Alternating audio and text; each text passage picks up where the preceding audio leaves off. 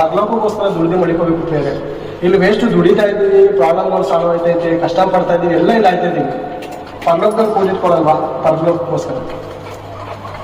ಕೆಲವರು 2,000 ಆಯ್ತು ಅಂದ್ರೆ ಬ್ಯಾಂಕ್ ಹಾಕ್ಬಿಡಿ, ನನ್ನ ಹತ್ರ ಇದ್ರೆ ಚಿಲ್ಲರೆ ಖರ್ಚಾಗ್ಬಿಡ್ತೇವೆ. 1,000 ಆಯ್ತು ಬ್ಯಾಂಕ್ ಹಾಕಿ ಡೈರೆಕ್ಟ್ ಬ್ಯಾಂಕ್ ಹಾಕಿ ನನ್ನ ಹತ್ರ ಇದ್ರೆ ಚಿಲ್ಲರೆ ಖರ್ಚಾಗ್ಬಿಡ್ತೇವೆ.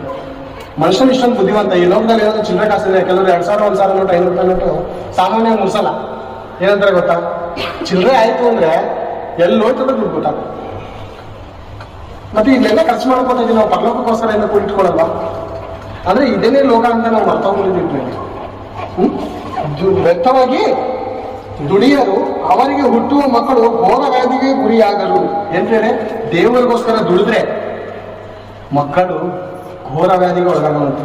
ಘೋರ ವ್ಯಾಧಿಗೆ ಬೇರೆ ಒಬ್ಬ ಮನುಷ್ಯ ಸಾವುಕಾರಗಳನ್ನ ನೋಡಿದ್ದೀನಿ ಎಷ್ಟು ಗಳಿಕೆ 50,000 60 ಲಕ್ಷ 60 ಲಕ್ಷ ಈ ತರ ಕುಡಿತಿರ್ತಾರೆ. 2 ರೋಗ ಬರುತ್ತೆ ಜಾಸ್ತಿ.